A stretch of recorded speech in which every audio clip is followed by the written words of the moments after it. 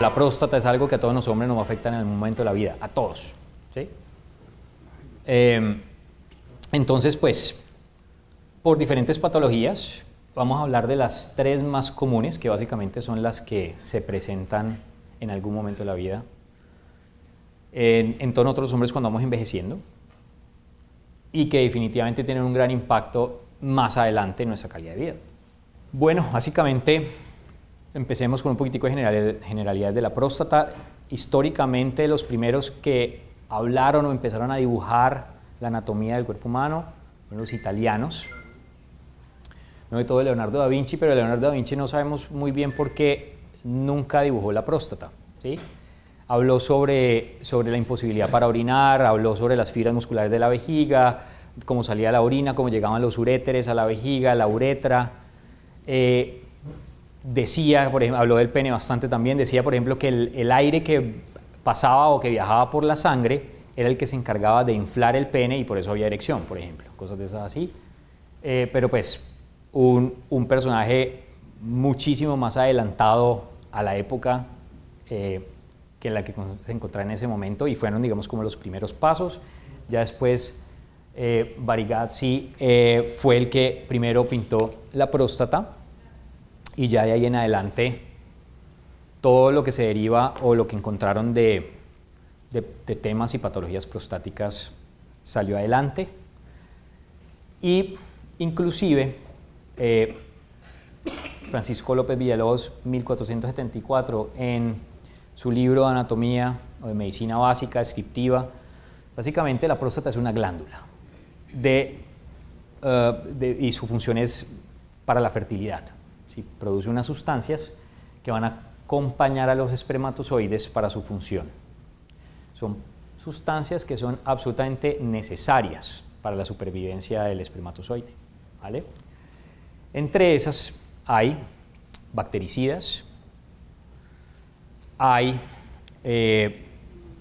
fosfatasa ácida, por ejemplo, que se encarga del tema de motilidad y de supervivencia espermática, y una proteína bastante taquillera que es el PSA, que es el antígeno prostático específico, ¿ok? Que es básicamente una proteína que se encarga de disolver el coágulo seminal, ¿vale? Después, más adelante, en los 90s, Estados Unidos, desarrollo científico, encontraron que el PSA podría ser un marcador para cáncer de próstata, para poderlo identificar de forma temprana, ¿vale? Más adelante vamos a hablar un poco más de eso. ¿Dónde está ubicada la próstata? Está ubicada en la cavidad pélvica, debajo de la vejiga, por delante del recto, ¿ok? Encima del esfínter urinario y abraza la uretra, ¿ok? El árbol urinario inicia con estos 2 órganos que se ven aquí arriba, que son los riñones, ¿ok? Los riñones están en la parte, digamos, en la cavidad abdominal, en la parte de atrás del colon, digamos como una parte intermedia entre la espalda y la cavidad abdominal. Están envueltos de grasa y tienen unas funciones muy importantes, entre esas filtrar la orina, la sangre, perdón, y limpiarla de sustancias que no necesita el cuerpo en ese momento, ¿sí? Desechos del metabolismo. Entre esas también el calcio, el ácido úrico, y se encarga del equilibrio ácido básico de la sangre, control de la tensión arterial, producción de glóbulos rojos, control del calcio, entre otras. Entonces la orina es básicamente agua cargada de electrolitos, y cuando sale la orina que filtra el riñón o ya la filtrada, baja por estos conductos que se llaman los ureteres, ¿sí? Entonces, importante no confundir ureteres con uretra, ¿ok? Entonces, ustedes se dan cuenta cómo los ureteres van bajando, ¿sí? Y se conectan a este órgano de acá que se llama la vejiga, que es una víscera hueca que tiene músculo, que es básicamente un reservorio donde se guarda la orina, ¿ok? Ella se llena, llega hasta una capacidad vesical determinada. Todos tenemos una capacidad vesical diferente, pero en términos generales oscila entre los 500 a 450 centímetros. Entonces, cuando la vejiga manda señales al sistema nervioso arriba, que la vejiga está llena, pues entonces usted les da sensación de ganas de orinar y vamos al baño y la orina pasa por acá, por este conducto que se llama la uretra, ¿ok? La ven por acá, sale por aquí, hacia el exterior. Miren el glande y el trayecto de la uretra. Esta señora que está aquí es la próstata, ¿ok? Como les contaba, miren la ubicación. Debajo de la próstata, debajo de la vejiga, encima del esfínter urinario, rodea la uretra, ¿ok? Y a cada lado de la próstata están los nervios de la erección. Pasan aquí y entran al pene. Por eso es que muchos problemas prostáticos pueden generar disfunción o alteración de la calidad eréctil, ¿ok? Y muchas cirugías, sobre todo la oncológica, casi que exclusivamente, puede dañar los nervios de la erección, ¿ok? No la benigna, la cirugía oncológica, que es extirpar toda la próstata, ¿ok? Miren la cercanía como tienen los nervios ahí, de cómo están los nervios ahí. ¿Qué pasa cuando vamos envejeciendo entonces?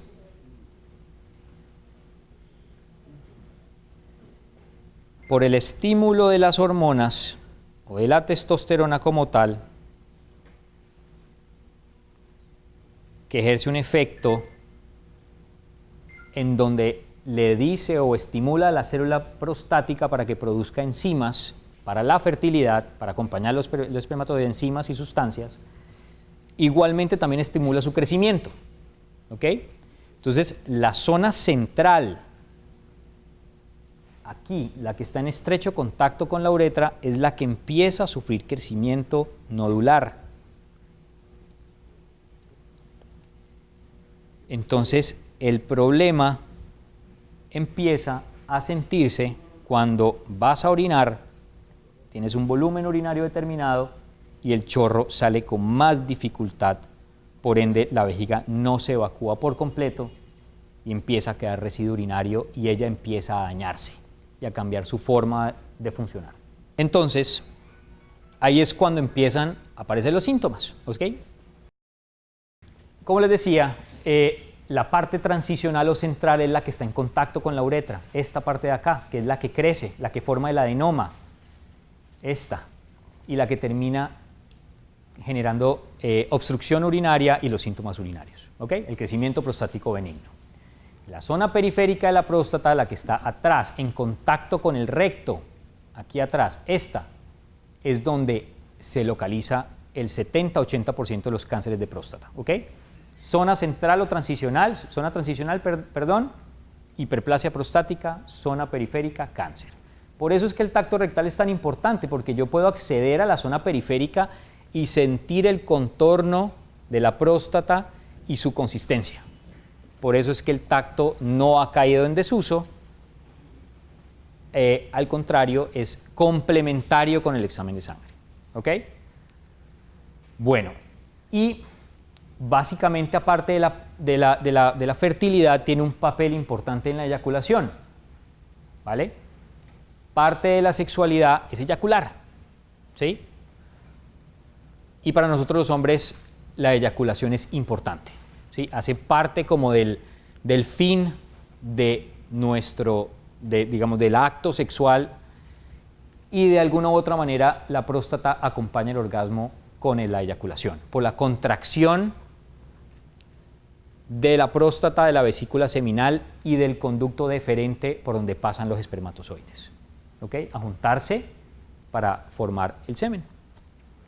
Y también por la posición en la cual ella se encuentra encima del esfínter urinario, tiene también un papel importante en la continencia, ¿ok? Por eso es que, como les había dicho, cuando uno hace una cirugía radical de próstata, hay que reconstruir la uretra, la que queda, con el cuello de la vejiga, pegarlo nuevamente, y entonces muchas veces puede haber problemas con el esfínter. no es que propiamente la próstata genere continencia, no, sino que por su cercanía con el esfínter tiene un papel ahí importante en el tema de la continencia. ¿Ok? Bueno, y en la parte de la función eréctil, pues como les contaba, como las bandeletas o los nervios que van hacia el pene que generan la erección están tan cercanos a la próstata, todos los problemas inflamatorios o de crecimiento pueden generar problemas de la función eréctil. ¿Ok? ¿Vale? Por eso es que la charla, en parte, empieza con mujeres a cuidar la próstata, porque si nosotros tenemos enfermedades prostáticas o cambios inflamatorios prostáticos o algo así, pues se nos va a alterar nuestra función eréctil. ¿Ok? Entonces, pues, por eso es importante que las mujeres estén también pendientes de la salud prostática de sus parejas. Bueno, entonces, ¿cuáles son las patologías frecuentes? El crecimiento prostático benigno. Esto es algo que nos va a dar a todos, ¿sí? El 90% de los hombres entre 70 y 80 años tienen crecimiento prostático, de alguno u otro grado, ¿ok? Las condiciones inflamatorias que pueden ser agudas y crónicas, la aguda es el que llega a urgencias con fiebre, escalofríos, con muchas molestias urinarias, inclusive en retención, que hay que hospitalizarlo y ponerle antibiótico, y las crónicas son cuando tienen varias semanas de síntomas, 3 semanas o más, ¿vale? Y el cáncer de próstata. Entonces empecemos un poco con el crecimiento prostático benigno. ¿Qué es? Es el aumento del tejido glandular y conectivo y del músculo liso de la próstata, punto, así de sencillo.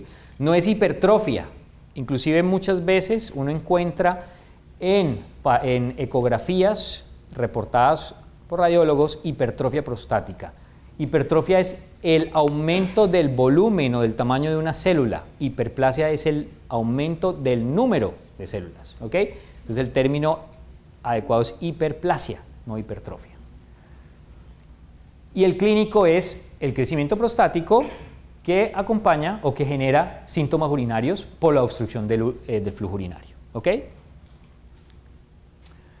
¿Y por qué crece la próstata? Pues básicamente por el efecto que tienen las hormonas masculinas, o sea, los andrógenos, la testosterona y la dihidrotestosterona sobre el tejido prostático. Y hay varios factores. La edad, entre más años tengamos, pues más posibilidad tenemos de tener hiperplasia prostática o crecimiento prostático. La genética, si yo tengo un hermano o mi papá sufrió de crecimiento prostático, hiperplasia prostática, o fue operado a los 60 o 65 años, pues es muy probable que mi próstata sea más sensible que la de otras personas al crecimiento, ¿sí? Mi receptor de testosterona a nivel prostático es más sensible, por ende va a crecer más rápido. Pasa lo mismo con la calvicie, ¿sí? Algunas personas, hombres, pues tenemos un receptor en el cuero cabelludo que es mucho más sensible a la testosterona, entonces nos cae el pelo, otros no. Síndrome metabólico también, hay estudios que dicen que entre más, si tienes resistencia a la insulina, estás pasado de peso, tenés problemas con el perfil lipídico, tenés una posibilidad de mayor crecimiento prostático. El ejercicio, se ha comprobado que las personas que tienen bastante o que hacen un ejercicio rutinario, ¿okay?, se les crece menos rápido la próstata. No se sabe por qué, simplemente son estudios poblacionales y observaciones de los que han salido de grandes estudios observacionales. Y la dieta, consumo de alcohol, pero a grandes cantidades, por encima de 30 gramos a la semana, puede generar aumento del crecimiento, pero los que tienen un consumo, digamos, día a día de la copa de vino, las 2 copas de vino, etcétera, etcétera, pues un consumo, o sea, leve a moderado, tienden a tener menos crecimiento prostático. Las carnes rojas y las grasas saturadas se asocian más a la hiperplasia, al crecimiento, y los que tienen una dieta rica en licopenos, o sea, estos son antioxidantes potentes que están en las frutas y los vegetales, vitamina D, y ácidos grasos de los pescados como omega 3 tienden a tener menos crecimiento prostático. Entonces, como les contaba, la testosterona sale de los testículos, por una enzima se convierte a su molécula activa, llega al receptor de la próstata, ¿ok?, e induce crecimiento prostático. ¿Ok? Queda bastante claro, ¿no? Al que si yo a un hombre le quito los testículos de niño, de joven, o por algún problema, infección o algo así, creció sin testículos o no tiene testículos, no están trabajando bien, nunca le va a crecer la próstata, ¿ok? Por eso es que también esto fue un Nobel, el que descubrió esto fue un Nobel. Si yo continúo estimulando la célula prostática que es cancerosa, sigue creciendo y sigue avanzando el cáncer. Entonces lo que descubrieron fue el receptor, y al bloquear el receptor con unos bloqueadores del receptor de testosterona, encontraron que el cáncer no avanzaba. ¿Ok? Bueno, muy bien, más adelante hablamos de eso. Entonces, ¿qué produce? Una obstrucción de la salida de la orina, de la vejiga. ¿Ok? Y a largo plazo, cuando estás dejando residuo urinario crónico, empieza a pasar esto. Una vejiga se vuelve trabeculada con divertículos, ¿ok? Se deteriora, se daña, entonces ya nunca vas a orinar igual, así sea que yo te desobstruya. Entonces por eso es muy importante, digamos, no acudir a tiempo, pero si estás con demasiados síntomas urinarios, no es normal y tienes que tener algún grado de crecimiento prostático obstructivo, ¿ok? Hay que consultar. Los síntomas típicos, como los que les estaba contando ahorita, ¿por qué? Muy lógico, los obstructivos, dificultad para iniciar la micción, que se para en el orinal y se queda ahí un rato hasta que por fin sale el chorro. Y aparte de eso tiene que pujar para ayudarle, ¿no? Un chorro delgado y sin fuerza, entonces ya le llegan al consultorio, no, yo orino sentado. Eso me dijeron que era bueno para la próstata, no tiene ningún, digamos, no tiene ninguna contraindicación, pero no te va a pasar nada si orino parado o sentado, ¿sí? Y los síntomas irritativos, o sea, una vejiga que se empieza a deteriorar, empieza a engrosarse porque está luchando contra una resistencia, tiene que botar la orina, tiene que cumplir con su función y empieza a dejar residuo urinario, entonces empiezas a sentir que ya no aguantas las ganas de orinar igual que antes, entonces aumenta el número de veces que vas al baño. Hay urgencia, ¿sí? Los taxistas que uno ve que tiran el carro por ahí, los ves orinando en un palo, esos tienen crecimiento prostático y están manejando, se toman cualquier cosita y salen corriendo a orinar porque si no se orinan en los pantalones. Incontinencia de urgencia y la orinadera en las noches. Este dibujito ya se lo conocen, ya se los mostré, miren la próstata acá, miren la vejiga, miren la uretra, ¿ok? El recto, miren la cercanía que tiene la próstata, miren la vejiga, ¿ok? Un corte ya, cortado por la mitad. Y entonces, miren la cercanía que tiene o la relación también donde están las vesículas seminales y el deferente, por donde vienen los espermatozoides del testículo y se juntan aquí. Entonces la vejiga se contrae, se vacía y la orina pasa por acá.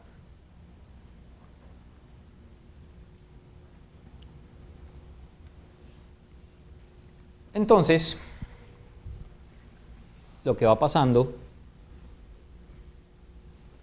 con los años es esto.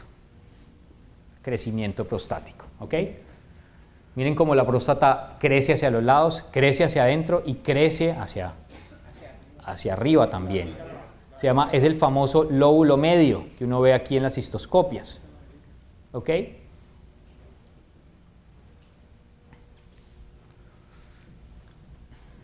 Habla un poquitico de los síntomas.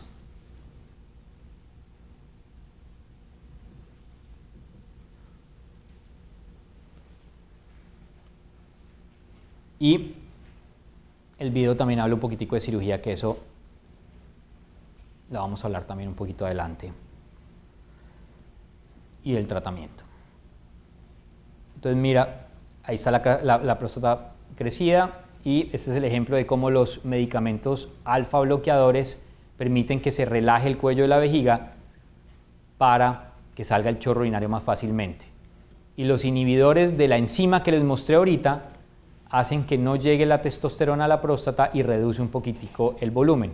Y hay tratamiento combinado. ¿Sí? Ese es el tratamiento médico, farmacológico.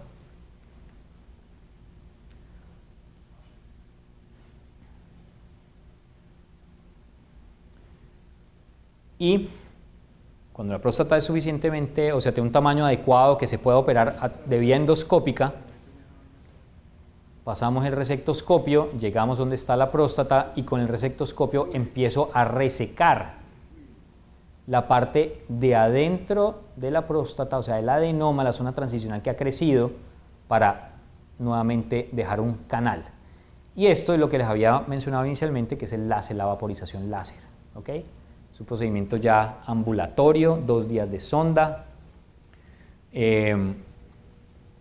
no sangra prácticamente que nada, muy seguro. ¿Y los riesgos? Ya les voy a contar de eso. Bueno, y la cirugía abierta, pues cuando es ya próstatas demasiado grandes, que no se pueden operar por vía endoscópica, porque no vas a terminar de resecar todo lo que hay adentro que ha crecido. ¿Ok? ¿Vale? Básicamente lo que hay que hacer es sacarlo de adentro que te está obstruyendo y después se reconstruye la vía urinaria.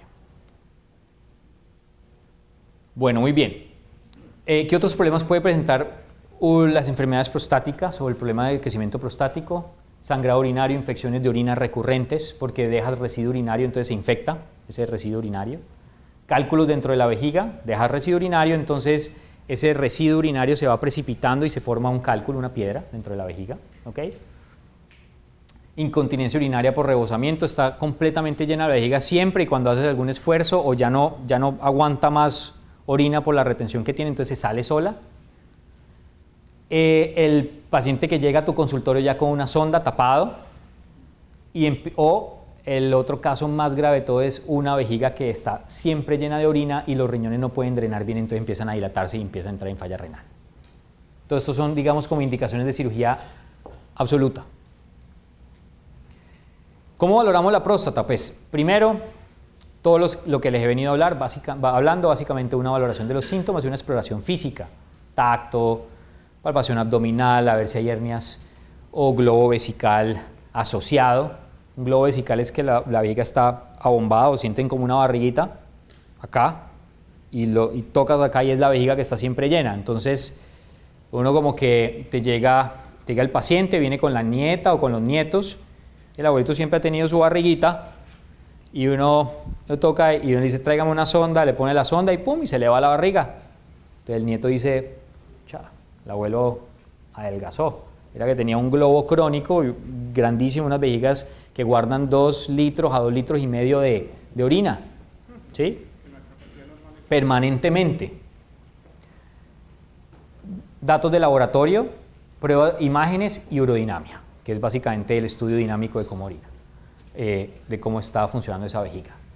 Nosotros hacemos, no es que llenemos esto siempre, pero las preguntas que uno hace en la consulta vienen de un cuestionario ya previamente diseñado y uno va haciendo un score, como una especie de puntaje.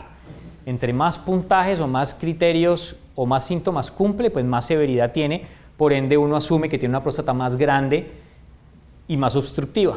¿Ok? Al examen físico, como te decía, la palpación del abdomen, como les decía, ver la uretra o el meato que no tenga una estrechez o que no esté sellado, el tacto, ¿ok? ¿Cuándo se debe hacer el tacto el primer chequeo urológico? 40 años si hay factores de riesgo. ¿Cuáles son los factores de riesgo? Población afro o que tengamos uno o más parientes directos con cáncer de próstata y o a partir de los 45 años. Esas son las recomendaciones de la Sociedad Colombiana de Urología. Bueno, los datos de laboratorio. Aquí ya hablamos un poquito del antígeno, función renal y pruebas de orina, o sea, básicas, las más básicas. Me gusta siempre en la consulta inicial o valoración urológica hacer exámenes de todo, tiroides, perfil lipídico, perfil hepático, o sea, cómo está el tema metabólico, hormonal y también urinario y prostático, claramente. Y el PSA es una cosa que tengo que detenerme un poquito para hablar de eso porque en realidad es el dolor de cabeza de varios o muchos urólogos y también de muchos pacientes. Inclusive hay un término urológico que le llamo la PSItis. Simplemente antígeno elevado con muchas biopsias y muchos exámenes sin haber encontrado absolutamente nada. Como les había dicho, es una proteína que produce la próstata, sirve para disolver el coágulo seminal, se descubrió en los 90s como marcador oncológico, se adaptó a nivel mundial como políticas de salud pública y cambió la historia natural del cáncer de próstata. Todos llegaban antes, enfermedad avanzada, los abríamos, tocábamos la próstata, estaba fija, sacábamos los ganglios, los mandábamos a patología como una congelación, si estaban positivos cerrábamos, si estaban negativos tratábamos de hacer una prostatectomía radical, pero a veces no se podía. ¿Okay? Entonces el paciente entraba en bloqueo hormonal. ¿Okay? Ya cambiamos la historia completa, entonces nos llegan los cánceres en un estadio de bajo riesgo y sobre todo localizado, que lo podemos curar y de hecho es curable con una buena cirugía o con una buena radioterapia. En Estados Unidos, y aquí llegaron muchos pacientes, han llegado al consultorio porque hubo unos comunicados de prensa aquí en Colombia como hablando sobre lo que salió del Task Force, que es como digamos como el Ministerio de Salud en Estados Unidos, ¿sí?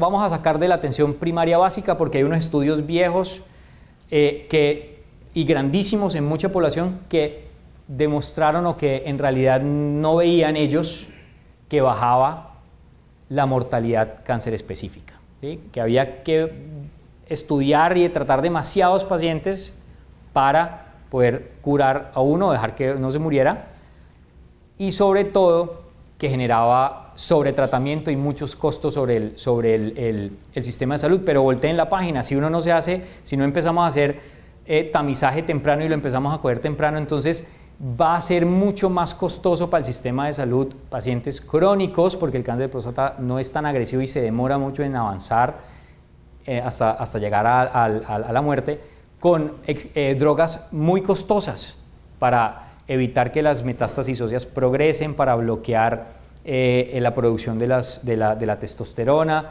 entre otras.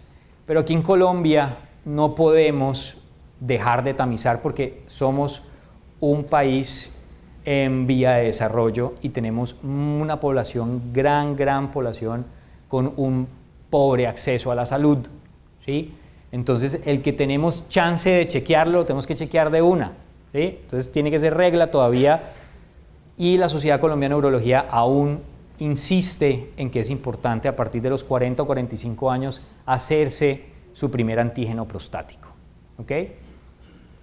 Si yo me saco un antígeno a los 45 años y me sale en 0.9 y en 5 años me tomo otro antígeno y me sale en 5, puedo tener cáncer, ¿sí? Si una persona tiene un antígeno que está en 3.4, que está dentro de los rangos normales y tiene una aceleración y a los 6 meses o al año me llega en 4, así sea que esté en rangos normales, por esa aceleración hay que sospechar que algo está pasando. ¿Ok? ¿Vale? Pero no es que uno se vaya, no es que te vaya a mandar la biopsia inmediatamente, ¿sí? Hay que tocar la próstata, hay que hacer una ecografía, hay que interrogar los síntomas, hay que ver si el paciente fue sometido a un procedimiento o no, si está en retención urinaria o no, si tiene crecimiento prostático o no, tomar un nuevo antígeno, de golpe dar un poquito de antibiótico, bueno, hay muchas posibilidades, ¿ok? Pero eso es, digamos, la parte delicada del PSA.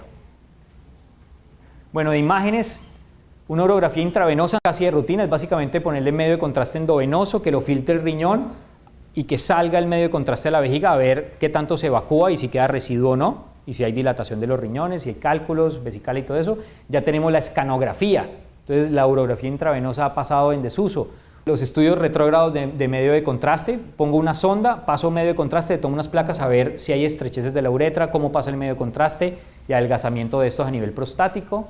La ecografía siempre la pido, es súper útil. Mira los riñones rápidamente, si es un examen no invasivo, me mide residuo urinario, me mide la anatomía del riñón, si hay cálculos, si hay dilatación de los riñones, etcétera, etcétera.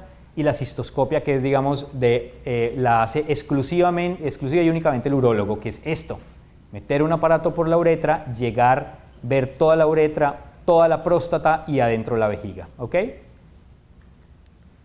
Muy bien, estas son imágenes de una urografía intravenosa, una cistografía miccional, ¿sí? Miren cómo se adelgaza la uretra a nivel prostático, y una ecografía con residuo urinario, y miren la próstata acá crecida, levantando el piso prostático y gran residuo urinario. La parte urodinámica, que es, yo pongo una sonda dentro de la uretra, llega hasta la vejiga, una sonda muy delgada, lo siento digamos como en un inodoro improvisado, te lleno la vejiga con solución estéril hasta que llegue a la capacidad vesical y ahí mido cómo está la vejiga sintiendo el llenado, cómo maneja sus presiones cuando se está llenando y luego le digo que orine al paciente y entonces me dice el estudio de presión flujo si, por ejemplo, una vejiga, si uno tiene un chorro pobre y una vejiga que no genera presiones, pues es una vejiga débil. ¿Sí? Entonces el paciente no orina bien porque tiene una vejiga débil, pero no es porque esté necesariamente obstruido. O si la vejiga se contrae fuertemente, hace con presiones altísimas, ¿sí? Y un chorro pobre significa que está obstruido, que es una vejiga que está luchando y esforzándose marcadamente para botar el volumen urinario que está ahí, ¿ok? Y uno mide residuo urinario y todo eso. Es bastante útil. Bueno, muy bien, vamos a tratamiento y acá hay varias opciones de tratamiento. Observar y espero a los que tienen síntomas leves, poco impacto en calidad de vida. ¿Cuántas veces se levanta usted en la noche? Una vez de vez en cuando. ¿Tiene que pujar? No. Cuando usted termina de orinar, se sacude, se guarda el pene, está caminando y empieza a gotear o algo. No. ¿Problemas de función eréctil? No. ¿Te sentís tranquilo y todo de la forma en que estás orinando? Sí. De pronto de golpe no es el mismo chorro cuando tenía 20. ¿Sí? Entonces a él no le hago nada. No le doy nada, lo espero hasta que más adelante tenga un poquitico de síntomas más importantes. La fitoterapia, entonces aquí ya les voy a mostrar una diapositiva de esto, que es la famosos tratamientos alternativos o digamos fuera de lo clásico, pues, que sería la medicina tradicional. Hay dos plantas que se sabe que tienen efecto, pero ¿a quién le doy fitoterapia? Un paciente que tiene síntomas leves. No un paciente que tenga síntomas moderados o severos, no le va a hacer ni cosquillas. Los bloqueadores alfa-adrenérgicos, ya en el video lo vieron, como relaja la próstata y el cuello vesical para que salga el chorro más fácil. Los inhibidores de la enzima que convierte la testosterona a nivel prostático para que crezca la próstata o la cirugía. Los bloqueadores alfa son estos 4, esta es la familia, son primos, son medicamentos viejos, pero tienden a bajar un poquitico la presión arterial, entonces dan un poquitico de mareo y rinitis. Son efectivos inmediatamente, casi que uno se lo toma y a los 2 días ya está con un efecto terapéutico bueno. Son de formulación permanente, o sea, uno formula en la consulta permanentemente porque los pacientes que lo necesitan. Y te permite mejorar los síntomas, pero el problema de base que es la próstata está ahí, no la hemos quitado, no la hemos reducido de tamaño, la obstrucción está. ¿Okay? Por otro lado, como les contaba, está la otra familia de medicamentos que son los bloqueadores de esta enzima, que básicamente bloquean el efecto de la testosterona a nivel prostático. El efecto se lo vas viendo a los 4 meses, o sea, es un efecto agregado con el tiempo. O sea, a medida que yo voy bloqueando la testosterona y su efecto sobre la próstata, pues voy bloqueando su efecto ahí a nivel prostático. Y es apenas normal que una persona que esté tomando esto tenga disfunción eréctil, disminución de la libido, disminución del volumen eyaculatorio. Y eso es uno de los motivos por los cuales, digamos, suspenden o no tienen adherencia al tratamiento. Y también vienen mezclados, la terapia combinada, que es obviamente más efectiva. O sea, siempre una persona que digamos que no tiene tanta actividad sexual, se las doy y les va bastante bien, ¿ok? Digamos que uno no quiere operar ya, que tiene bastantes síntomas y quiere que la próstata se le reduzca un poco y mejore, les va bastante bien. Como hay otros que no les mejora, ¿no? Por eso es que los medicamentos están indicados siempre y cuando hayan síntomas leves a moderados, con un poco de impacto en calidad de vida. Y eso es la importancia del seguimiento también. Venir a control no solamente es porque te hay que llevarle al médico exámenes o hay que hacer algún procedimiento, sino que tengo que conversar con él, cómo te fue con la droga, sentiste mucho mareo, te bajó la presión, te la cambió por otra. ¿Por qué? Pues porque, dígame, ya, sigo igual, entonces ¿para qué seguís haciéndole gastar plata, comprando el mismo medicamento, cambiándolo por otro, o pasa al siguiente paso terapéutico que es la cirugía? Bueno, la cirugía, entonces, como les mostré en el video, hay 2 opciones, cirugía endoscópica y cirugía abierta.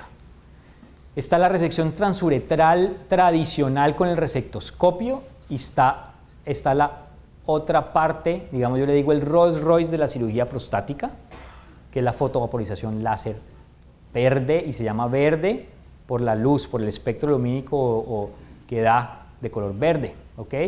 Y la cirugía abierta es cuando las próstatas son mayores de 70 gramos. El láser me permite hacer próstatas más grandes, pero la cirugía abierta yo la prefiero cuando son próstatas grandes. Entonces está la cirugía abierta convencional, yo solamente hago laparoscópica, ¿ok? La laparoscopia es meter una cámara en el ombligo, dos puertos laterales, y con unas pinzas se diseca y se saca la próstata por el ombligo, la parte de adentro, ¿ok? Y esto ya lo tocamos. ¿Cuándo está indicada la cirugía? Síntomas graves o moderados con mala calidad de vida pese al tratamiento, retención urinaria, que no hemos podido quitarle la sonda, infección urinaria permanente, insuficiencia renal obstructiva, sangrado urinario de origen prostático, cálculos vesicales, residuos urinarios permanentemente elevados. Y, ojo, no proviene el cáncer de próstata. Una cosa es la cirugía radical para el cáncer de próstata, otra cosa es la cirugía para el crecimiento benigno. Bueno, vamos a ver un par de videos de pacientes míos del consultorio. Esto es una resección transuretral tradicional. Aquí estoy parado dentro de la próstata, en el adenoma, ¿ok? Y ese es el resectoscopio.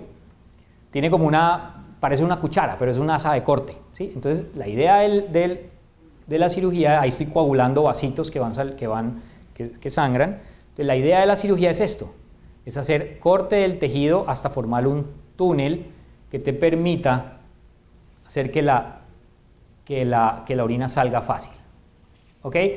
No tiene o sea, es mínima la posibilidad que quedes con incontinencia, porque yo no me meto con el esfínter urinario, yo estoy por delante del esfínter urinario, y tampoco relación con disfunción eréctil, porque las bandeletas de la erección van por fuera, yo no estoy tocando las bandeletas, yo estoy por dentro, ¿ok? De la próstata. Ahí no toca la uretra. Ahí sí estoy dentro de la uretra, Está dentro de la uretra, pero no estoy tocando el esfínter urinario, o sea, no afecto la continencia, muy poca posibilidad de incontinencia urinaria. Generalmente los pacientes que quedan incontinentes o con problemas de escape es porque tienen una vejiga muy dañada y queda funcionando mal, queda hiperactiva. el esfínter ya está. No, el esfínter no se daña, no, pero la vejiga queda hiperactiva, queda gruesa, queda poco elástica, poco complaciente, entonces a bajos volúmenes genera altas presiones y lo manda a orinar rápidamente o bota la orina, ¿sí? Bueno, entonces, ¿qué les llama la atención de la cirugía? Pues que sangra un poquito, ¿no? Hay vasitos que se abren, ¿ok? Entonces, miren ahí cómo voy cortando el tejido prostático ahí. ¿Cuánto dura eso, doctor, más o menos? No me puedo demorar, eso es una buena pregunta, no me puedo demorar más de 60 minutos, entre 60 y 70 minutos, porque minuto a minuto estás absorbiendo el líquido con el que yo trabajo, ¿ok? El líquido con el que yo trabajo es glicina o agua estéril, entonces si uno absorbe muy grandes cantidades de ese líquido puede tener complicaciones dilucionales, se te baja el sodio y problemas con el metabolismo de la glicina que se absorben, que te pueden generar una cosa que se llama el síndrome RTU de próstata, o post-RTU, pues, cirugía transuretral, que es delicado, ¿ok? Que es grave. Ya tenemos equipo aquí en Imanaco bipolar, o sea, no necesito usar glicina ni agua estéril, puedo usar solución salina, y pues solución salina es el suero que uno le ponen en urgencias o endovenoso, entonces si absorbes suero no pasa nada, ¿ok? Está absorbiendo los electrolitos.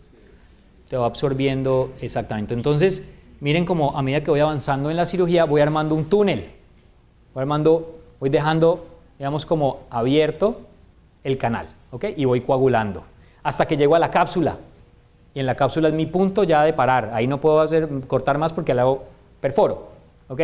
Los fragmentos quedan en la vejiga y yo después los voy sacando, por eso es que ven que saco el equipo y luego lo vuelvo y lo meto, saco el equipo porque voy sacándolos con una jeringa especial, ¿ok?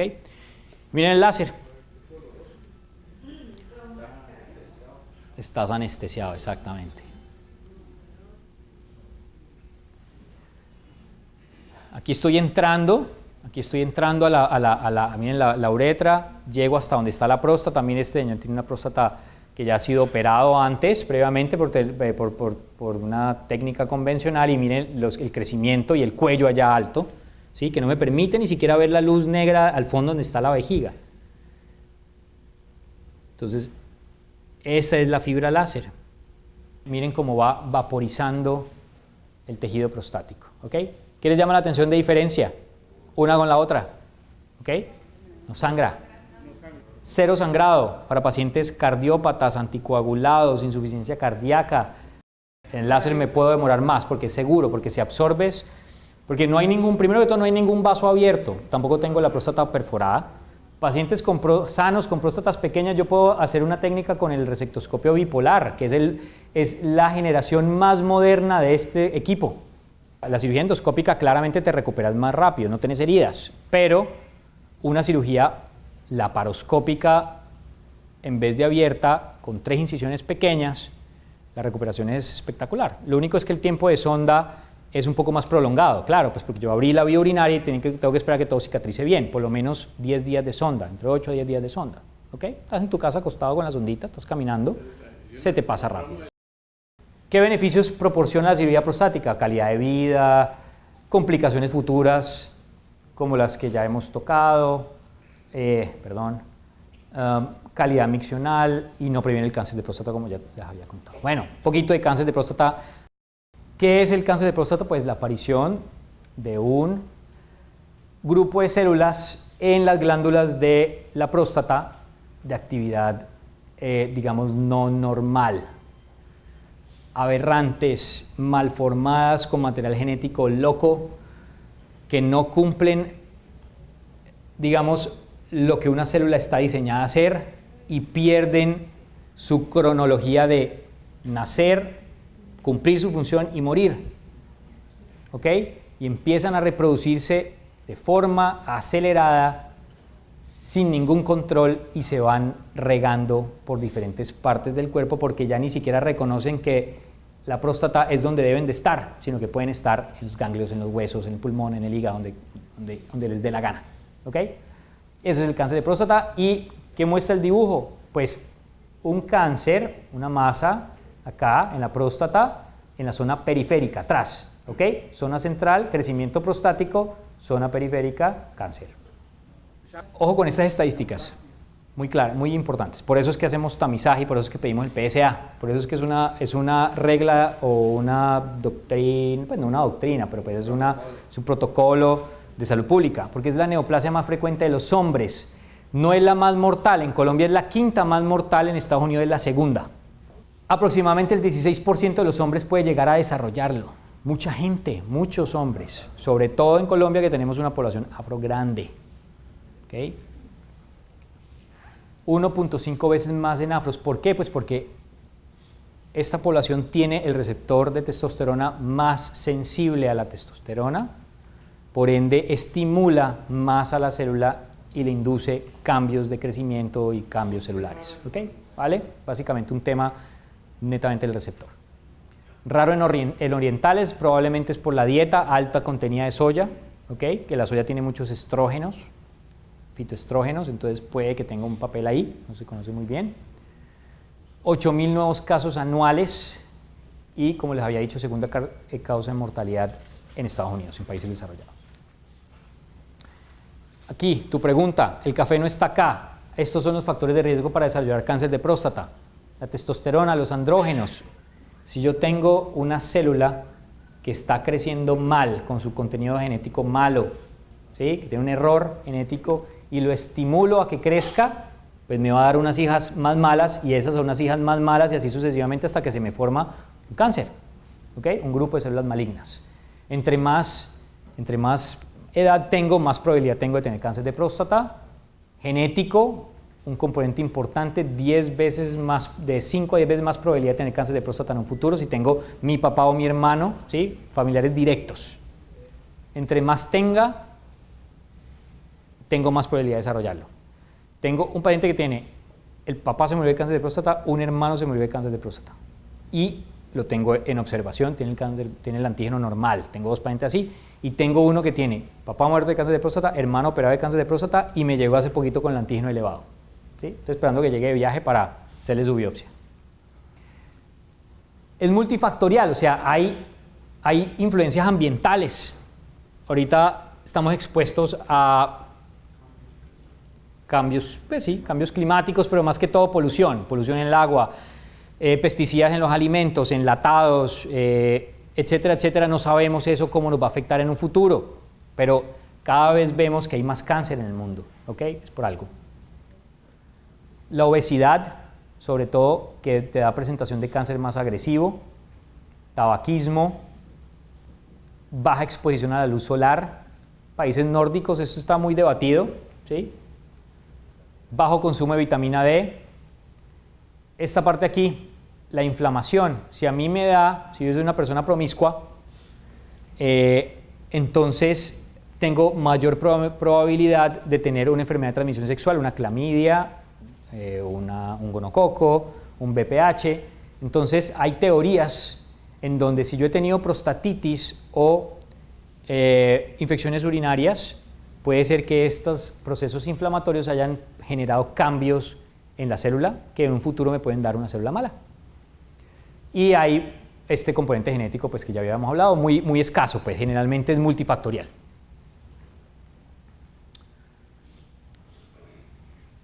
Bueno, esto es bien importante, lo pregunta todo el mundo. En realidad es difícil, digamos, yo te diga, vas a comer todos los días, o sea, mi papá tuvo cáncer de próstata, entonces yo voy a comer todos los días verduras y frutas en toneladas, digamos, increíbles para que no me vaya a dar. No, difícil, digamos, como darte una dosis o cómo tiene que ser el parámetro dietario. Pero lo que dice la literatura es, o lo que tiene evidencia es, té verde, al menos 2 tazas al día, consumo de dieta rica en licopenos, son antioxidantes potentes que están en varios verduras y frutas, sobre todo el tomate, entre más maduro más licopenos, fresas y cerezas. Pueden buscar en internet alimentos ricos en licopenos, entonces ahí les sale una lista grande. Alto consumo de soya en la dieta, alto consumo de pomegranato, o sea, no es el pomarroso ni la granadilla, es la granada. Y como les había mencionado previamente, el cáncer surge en la periferia de la próstata, ¿sí? En la zona periférica, por eso es que el tacto tiene total lógica. Ahí puedo sentir, como les había dicho, la consistencia, tamaño de la próstata, puedo sentir si hay nódulos, si está fija, si está indurada, etcétera, etcétera. Entonces, pues un antígeno elevado con un tacto rectal normal, pues yo puedo estar un poquito tranquilo, tranquilizo al paciente, miremos a ver qué pinta coge este antígeno. Si sigue elevándose, ¿ok? Entonces le ordenaré una biopsia. Si se queda quieto o baja, pues de pronto lo observo un tiempo más. O si el tacto es normal, el antígeno está elevado y tiene un poquitico de síntomas, pues le doy de pronto antibiótico porque puede tener un componente asociado inflamatorio, ¿ok? ¿Vale? Pero el mensaje, vuelvo y les digo, a la gran cuadro que les puse, no nos podemos olvidar para qué es el antígeno, ¿ok? Es para buscar cáncer. Un antígeno elevado, algo nos está diciendo la próstata. Básicamente, lo que uno quiere es no hacer biopsias innecesarias. ¿Por qué después de los 75 años no debemos hacer antígenos? Pues porque ahí la posibilidad de que el antígeno prostático después de cierta edad pierde o se salen ustedes de los rangos por múltiples patologías asociadas en la próstata. Pueden haber muchos que tengan procesos inflamatorios ahí, pueden haber muchos que tengan crecimiento prostático, ¿ok? Y el 70% de los hombres por encima de los 80 años tienen algún foco microscópico de cáncer, ¿sí?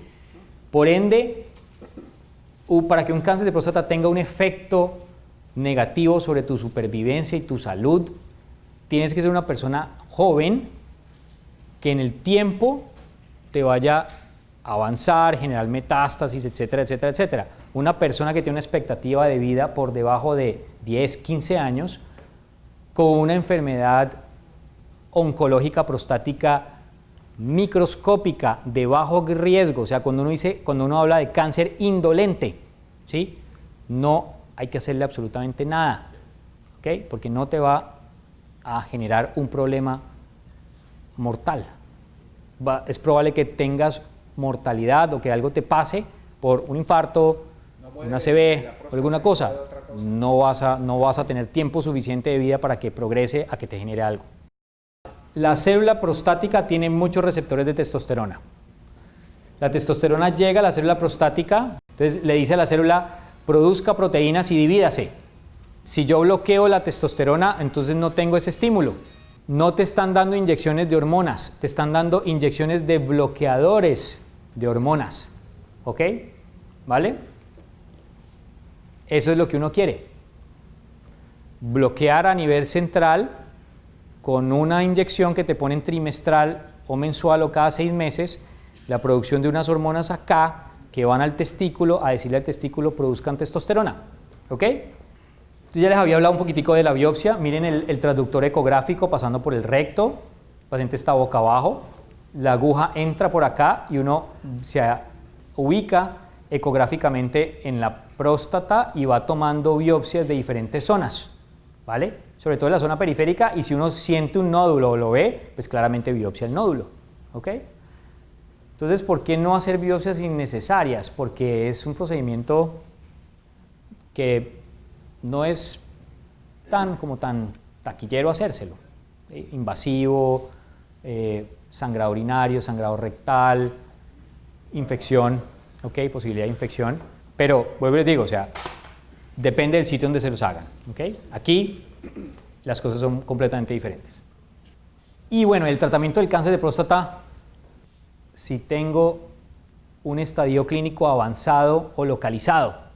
Si está avanzado, si ya tiene metástasis óseas o está adherido el tumor a estructuras vecinas, no lo opero porque no lo puedo curar. Entonces, ¿para qué voy a someter a un paciente a una cirugía bastante agresiva que lo puedo dejar con cáncer y además de eso incontinente?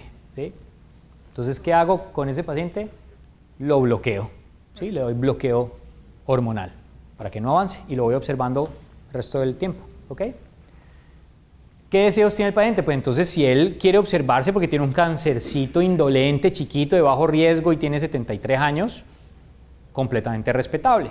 Si él no quiere cirugía, odia la cirugía, odia a los médicos, odia a los cirujanos, no está de acuerdo con la cirugía, etcétera, etcétera, se le puede ofrecer radioterapia, ¿sí?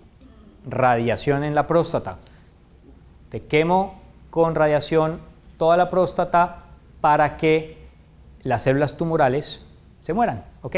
Pero bueno, el rayo entra de afuera hacia adentro, entonces se absorbe por la piel, por el hueso, por la próstata, por la vejiga, por el recto. Entonces, la radioterapia tiene un poquitico de efectos también colaterales, o sea, no es inocuo, ¿ok?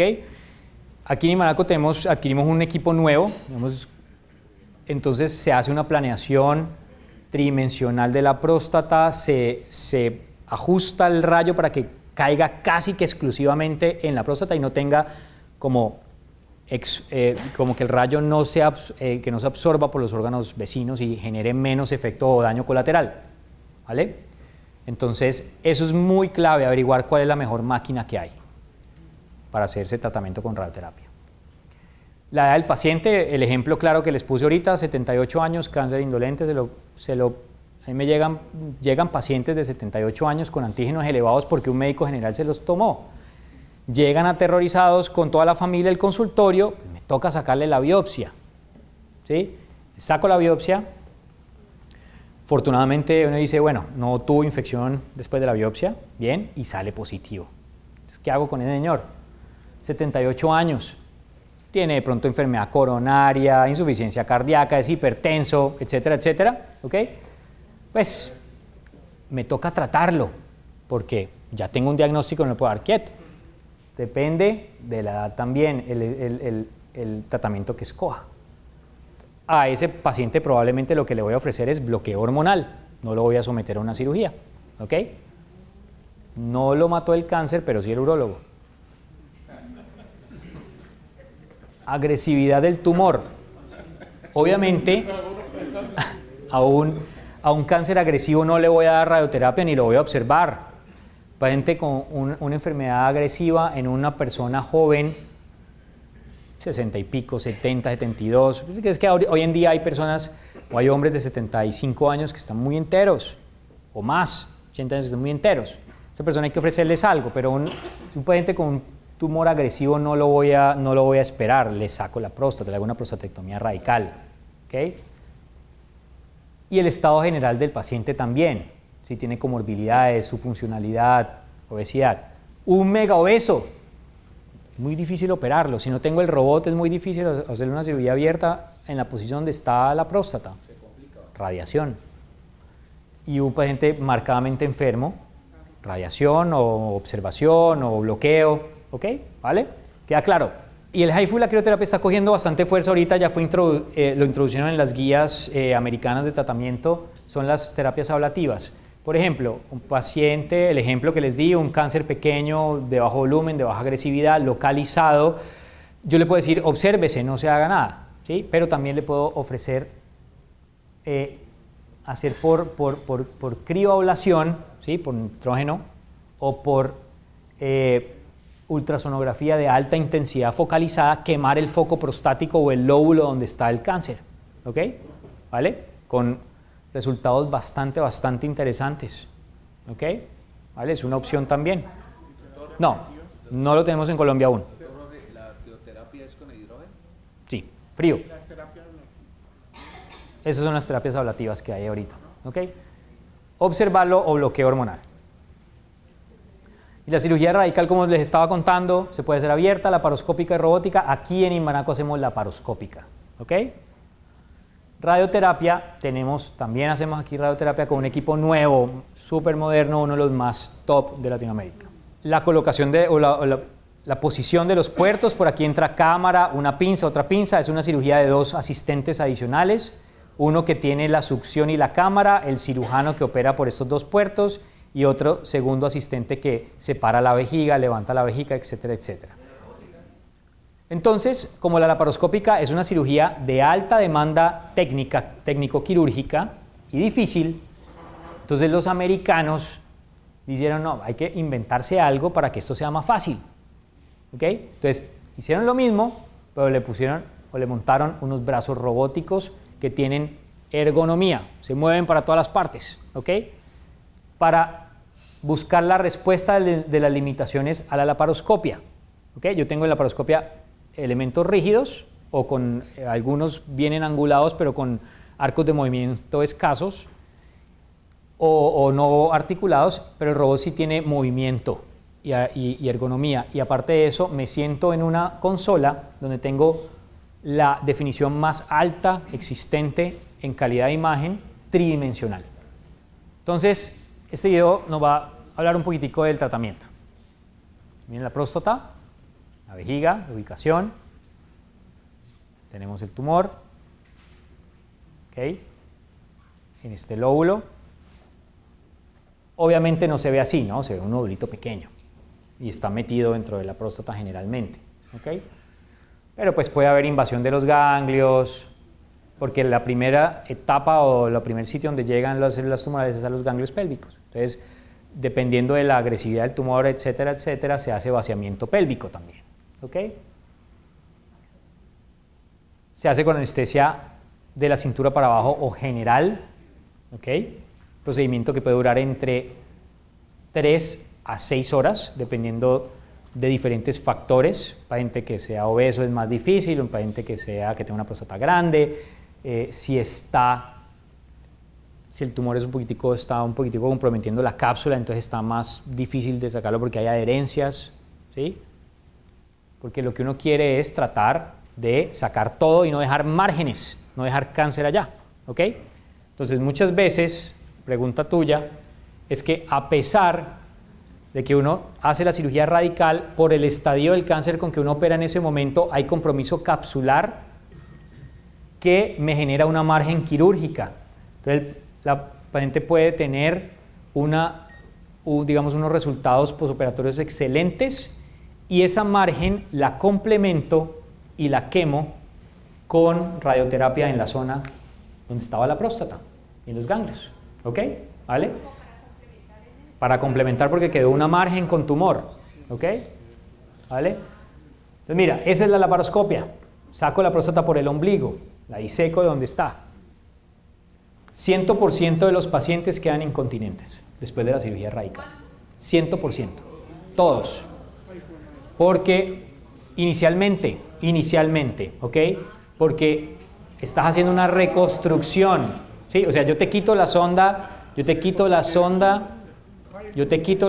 a las 3 semanas o 2 semanas de operado o a la semana de operado y vas a estar con goteo, ¿sí? Es apenas que estás, o que esa anastomosis, esa unión nueva entre la vejiga y la uretra que quedó ahí por delante del esfínter, está cicatrizando y yo tengo que reentrenar o hacer ejercicios de fortalecimiento del esfínter urinario, ¿ok? Pero si uno, como cirujano, cuidó bien y dejó buen muñón de uretra y no se metió a traumatizar el esfínter urinario allá adentro, ¿ok? Hay una altísima posibilidad de que el paciente quede con continencia. Y hay pacientes que tienen continencia de un 98%, se ríen así durísimo y se les escapa una que otra gotica, y están los pacientes que les fue mal y quedan con incontinencia de usar pañal permanente, ¿sí?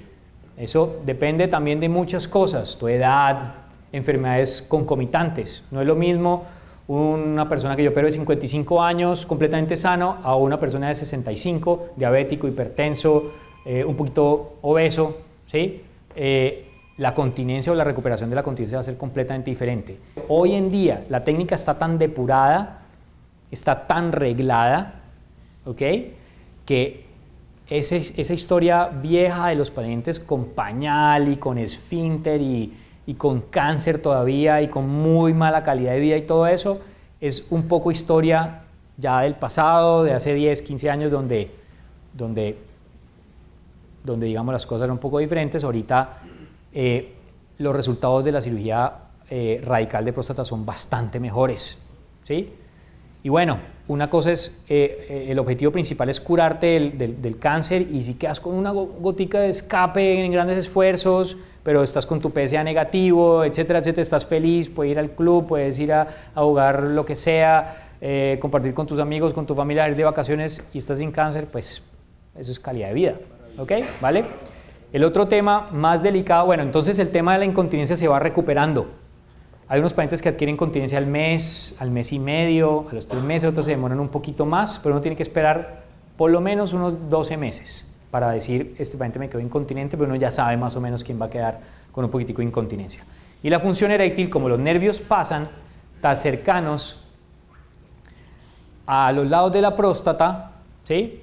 Entonces, pues depende del estadio tumoral del cáncer. O sea, si yo tengo un cáncer que es agresivo y yo siento que tiene de pronto compromiso de la cápsula, no te puedo preservar las bandeletas de los nervios porque te va a dejar una margen oncológica, ¿sí? Tengo que sacrificarlos. A esa persona le digo, te tuve que ser un poco más extenso en la resección, ¿ok? Pero más adelante hablamos para ponerte una prótesis. Bueno, y ya para terminar, un poquito de prostatitis. Es la infección e inflamación de la próstata causada por una bacteria. Se divide en agudo y crónico dependiendo del tiempo de evolución de los síntomas. Aguda, el paciente que llega febril, taquicárdico, con muchos síntomas urinarios, dependen de pronto en retención y sangrado, con fiebre, con una infección en la próstata. La aguda, y la crónica es el que lleva ya varios días con esas molestias, o un par de meses o semanas, con muchos síntomas, con dolor al eyacular, con peso perineal, con chorro entrecortado, con urgencia urinaria, con orinadera, etcétera, etcétera, todo lo que hemos hablado que produce el crecimiento prostático. Y entonces uno tiene que dar ciclos de antibiótico prolongados, porque hay veces la próstata es un poco caprichosa para absorber el antibiótico. Entonces hay que dar esquemas de tratamiento entre 3 a 4 semanas, inclusive 6 semanas, ¿ok? Para que llegue bien el antibiótico a la próstata y aniquile la bacteria que está ahí. Generalmente es consecuencia de mala evacuación vesical, o sea, una prostatitis o una persona que tiene infecciones urinarias recurrentes muy probablemente tiene un problema en su evacuación, ¿ok? Por crecimiento prostático, por una estrechez de la uretra, por una vejiga que está trabajando mal. Puede ser espontánea o no relacionada a enfermedad de transmisión sexual en 5% de los jóvenes, pero generalmente es por una infección de transmisión sexual. Un joven cuando llega a urgencias con una prostatitis, algo se le trepó. Y obviamente pues la posibilidad de infecciones urinarias y de prostatitis aumenta con la edad, pues porque vas aumentando el crecimiento prostático que te va a generar una mala evacuación de la vejiga, por ende el factor de riesgo para que tengas colonización bacteriana. Y muchos médicos le dicen, llegan al consultorio, se sientan, es que el médico familiar me dijo que tengo la próstata inflamada. No, no tiene la próstata inflamada, tiene la próstata crecida. ¿Sí? Entonces, para sacarlo, ya sea del urólogo o tiene la próstata inflamada. ¿Okay? Para fines prácticos. ¿No? Uno puede tener la próstata pequeña e inflamada, con una prostatitis, o grande e inflamada también, o grande y no inflamada, o pequeña y no inflamada. Inflamada es infección, inflamación, prostatitis. Grande es crecimiento prostático. ¿Ok? Para que dividan o aprendan a filtrar la información que les dan muchos médicos. Se deben tratar con antibióticos, antiinflamatorios y alfa bloqueadores para mejorar el flujo urinario, o sea, los síntomas. Y se previene en términos generales con buenos hábitos miccionales, o sea, si yo a mi edad no tengo un crecimiento prostático y evacúo perfecto mi vejiga, pues si orino 3 veces al día no importa. Si no quiero tomar líquido porque estoy muy ocupado, no importa. Pero si una persona que tiene 70 años o 65 años, que tiene ya síntomas urinarios y aguanta las ganas de orinar todo el día y orina un par de veces al día, pues vas a dejar residuo urinario. Entonces, tarde que temprano vas a tener riesgo de infectarte. ¿Ok? Alta ingesta de líquidos para que estés produciendo orina permanentemente y vayas al baño con frecuencia. Manejar los síntomas urinarios bajos. Si uno tiene síntomas urinarios bajos es porque está obstruido y hay que manejarlos, porque si no voy a empezar a dejar residuo urinario, me voy a infectar o me va a pasar alguna otra cosa en la vejiga. ¿Ok? Y un chequeo prostático urinario. Podemos prevenir una posible prostatitis. Ojo, las prostatitis o las infecciones urinarias es la segunda causa de muerte en los pacientes ancianos después de las neumonías. ¿Ok? Y segundo, si a mí me da una prostatitis, pues yo tengo una buena maquinaria de defensas y metabólica y nutricional y me puedo defender bien contra la infección. Una persona de mayor edad no. Es probable que una prostatitis aguda a una persona de mayor edad lo mande a cuidado intensivo y haga una sepsis y quede intubado por una semana y es una cosa bastante más agresiva. ¿Ok?